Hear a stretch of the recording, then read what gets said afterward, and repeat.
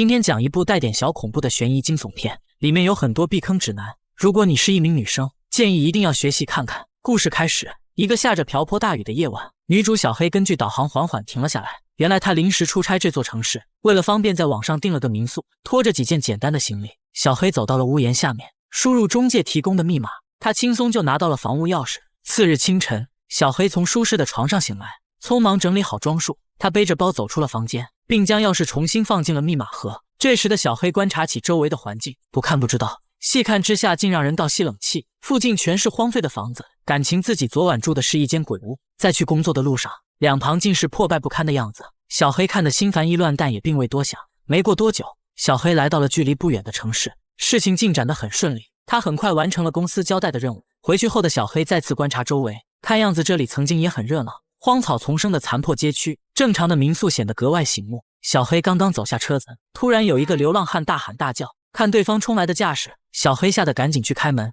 他不知道在担心什么，但可以肯定来者不是什么好人。Hey, little girl! Come out that house! Go away! Come out that house! 这里是什么鬼地方？小黑多一刻都不想再待下去。他给民宿客服打去一个电话，要求立刻马上退房。看向窗外，所幸刚才的流浪汉走了。惊魂未定的小黑想上个厕所，却发现厕纸没有了。头等大事不能耽误，于是他四处翻找起来。不经意间，一个地下室出现眼前，打开灯光，原来备用厕纸在这里。小黑没有多想就走了下去。可当他重新上去时，刚才的门竟然自动反锁了。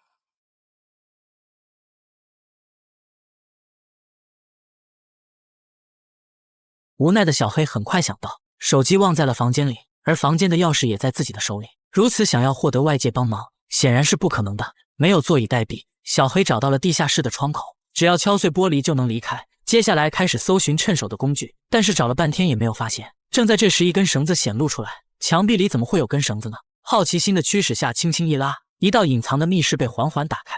猜不透里面有什么，但黑漆漆的房间似乎有着魔力。面对这突如其来的神秘，小黑嘀咕一声傻子才会进去查看。可下一秒，强烈的好奇让他行动起来。先是将一面镜子用椅子架好，然后用折射的光打破黑暗。抱着侥幸又好奇的心态，小黑走进了有一丝光亮的密室，顺着通道慢慢前进。镜头的左手边有一个门把手，打开灯后，诡异的房间出现了。里面有一个架设的 DV 录像机，一张污秽不堪的单人床，以及一个散发臭气的水桶。令人恐怖的还有墙上的血色手印。没有任何留恋，小黑赶紧走出了密室。刚出门就听到一阵敲门声，受惊的小黑意识到有人来了，他跑到窗户前敲打玻璃，想用声响引起外面注意。原来是男同事打来电话，无人接听，因为担心赶了过来。此举让小黑感动得热泪盈眶。在男人的帮助下，小黑将钥匙塞给了对方。随后男人打开了地下室，小黑迫不及待说明了情况，然后去收拾最后的行李。显然他已经吓坏了。正所谓好奇害死猫，男人让小黑稳住，别慌，他要下去看看到底有多诡异，万一还藏着什么秘密呢？毕竟男人救了自己一命，小黑只好答应留在上面等他。Just 30 seconds. Okay? Just wait here. 5分钟后，男人迟迟没有上来。Do you see it? Yeah. Okay, we'll come back up now.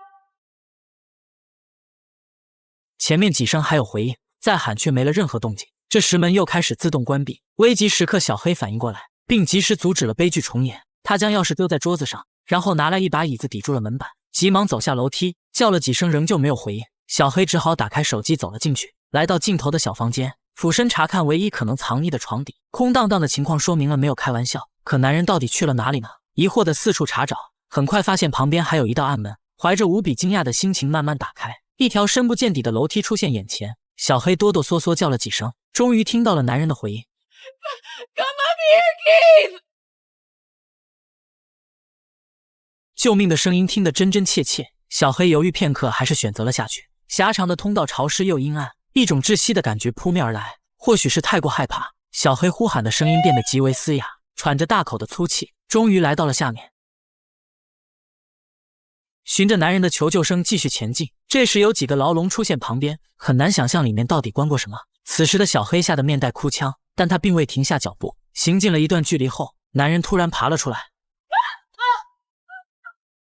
男人似乎是受到了惊吓，苍白的脸上写满了恐惧。他小声说：“这里错综复杂，刚才探索时有个怪物偷袭了他，幸好反应及时才逃了出来。”来不及详细解释，小黑让男人赶紧跟着他走，但男人却说原路返回肯定危险，他们需要寻找其他出口。正当两人争执不下时，黑暗中突然出现一声嘶吼，紧接着一双大手抓住了男人的头，并对着墙壁疯狂撞击起来。男人就这样死了。随着又一声震撼的嘶吼，吓傻的小黑也惨遭不测。故事就这样结束了吗？当然没有。几个月后，房子又迎来了新租客，这个开着敞篷十分兴奋的男人很快就要笑不出声。傍晚时分，男人来到了预定的民宿，下车后他注意到了小黑的汽车，只是骂了一句乱停车位，随后就走向了房子。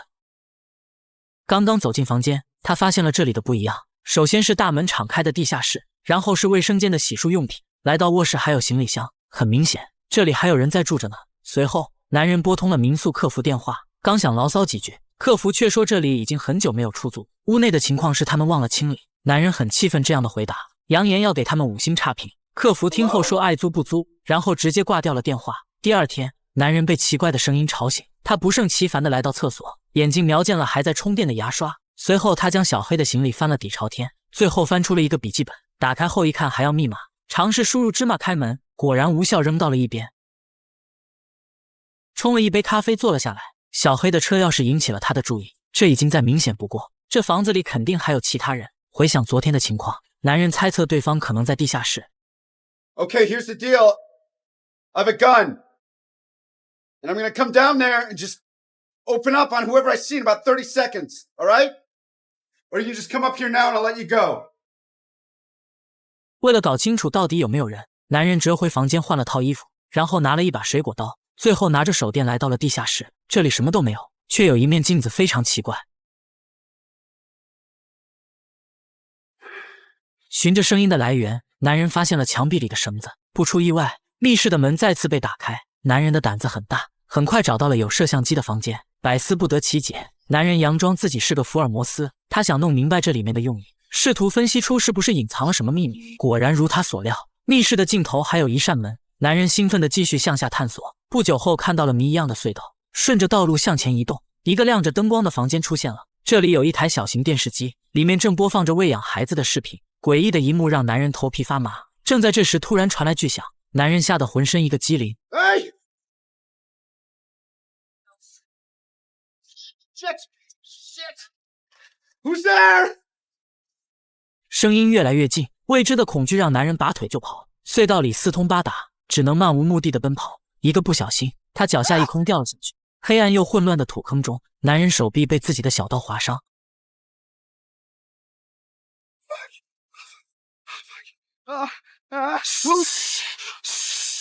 原来小黑没有死，他帮男人包扎了伤口，然后告诉他稳住，不要慌，要想活命就必须假扮怪物的孩子。男人疑惑地问怪物是谁。正在这时，有个大奶瓶伸了过来，男人看后觉得十分恶心，小黑则抬头吮吸起来，这也是他能活下来的原因。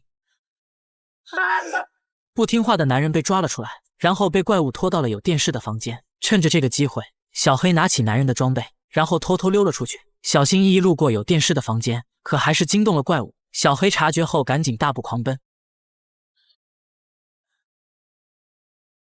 好不容易逃到出口处，房门不出意外的被牢牢锁住。在挣扎无果后，小黑想到了窗户，匆忙站到水桶上。此时的小刀派上了用场，有惊无险砸开玻璃，小黑奋力向外挪动。在最后的关键时刻，有人伸出了援助之手。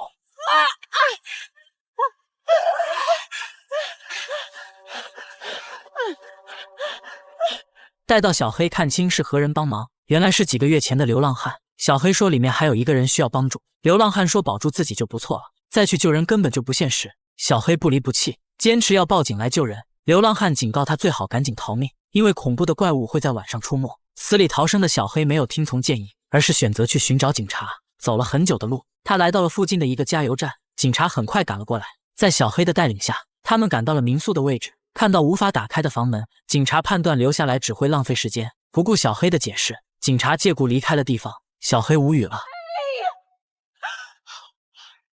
与此同时的男人迎来了生机，在怪物去追小黑的间隙，他急忙逃了出来，顺着电缆的延伸，他无意间闯进了一个房间，这里又脏又乱，气味难闻到了极致。桌子上放着女人的衣服，男人正想查看时，突然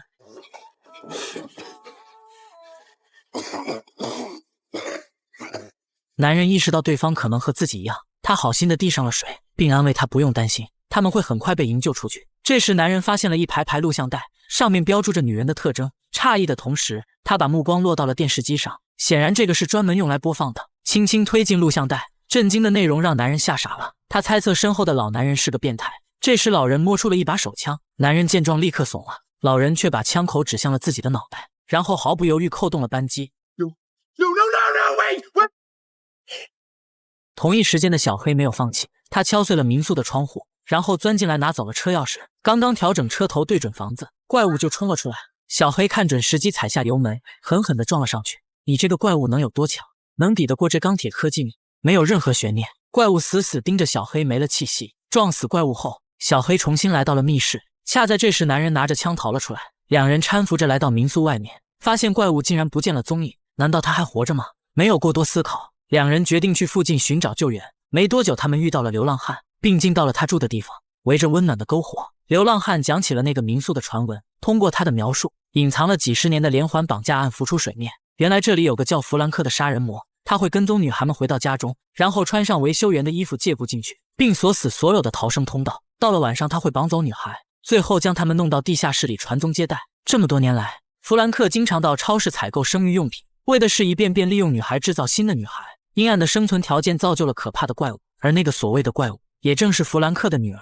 现在的街区之所以破败不堪，是因为当时的连环绑架案无法侦破，所以这里的人不得已都搬走了。听完流浪汉的讲述，小黑两人庆幸自己还能活着。就当流浪汉说这里很安全时，怪物突然出现，将他抓了起来，随即一招便结束了他的生命。血腥的一幕让小黑两人赶紧逃命。慌乱中，男人找到了一个信号塔，小黑也紧随其后爬了上去。眼见下面的怪物也追了上来，小黑提醒男人拿出手枪，可男人太过紧张，哆哆嗦嗦掉了下去。